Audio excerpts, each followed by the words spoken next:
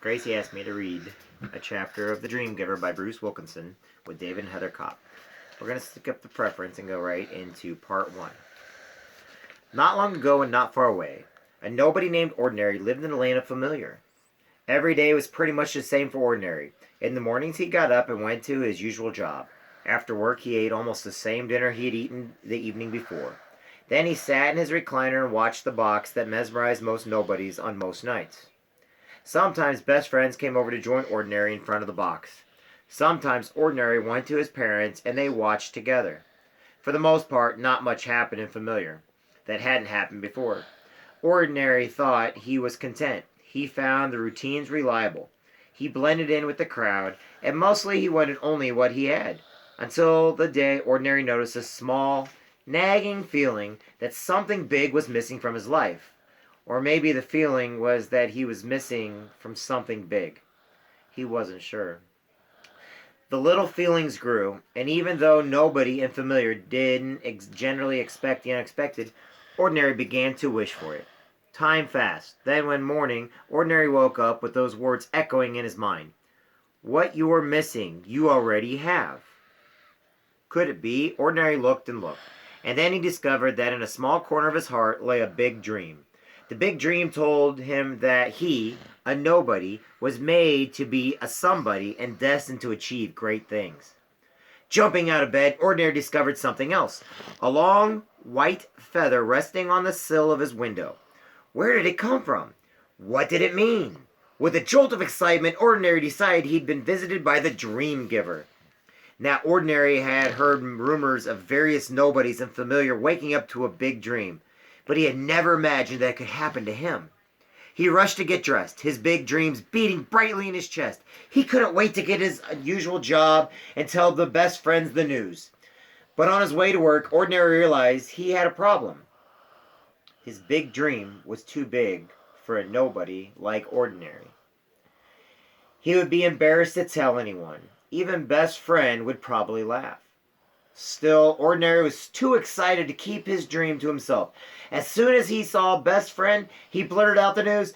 The Dream Giver gave me a big dream. I was made to be a somebody and destined to achieve great things. Best friend looked surprised, but he didn't laugh. That's very big, he said. But if I were you, I wouldn't talk about this dream as yours too much. Nobody around here might take you for a fool. Ordinary didn't want to look like a fool, so after that he kept his big dream to himself. Day after day, Ordinary showed up the usual job. But while he worked, he thought about his dream. He thought about how wonderful it would be to do what he loved to do instead of just dreaming about it.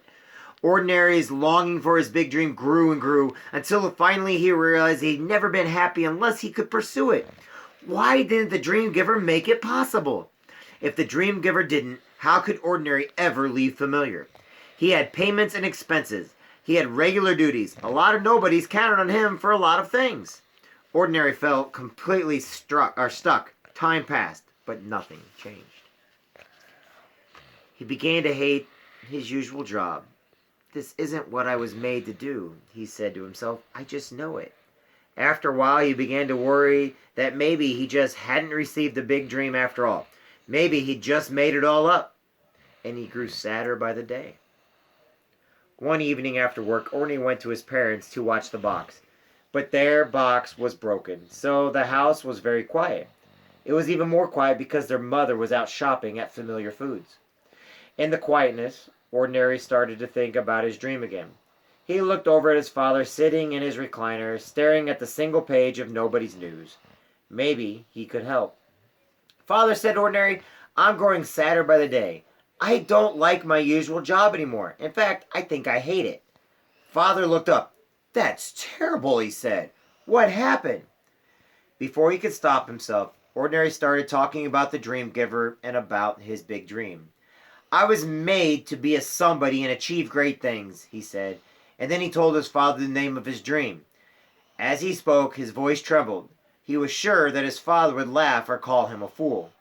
But his father didn't. I'm not surprised to hear you say these things, he said. You're not, said Ordinary. No, his father said. You've had that dream ever since you were little. Don't you remember? You used to build that same dream with sticks and mud in front of the very house. Then Ordinary did remember. He'd always had this dream. It was what he'd always wanted to do and what he'd always thought he'd be doing good at. His eyes filled with tears. Father, he said, I think I was born to do this.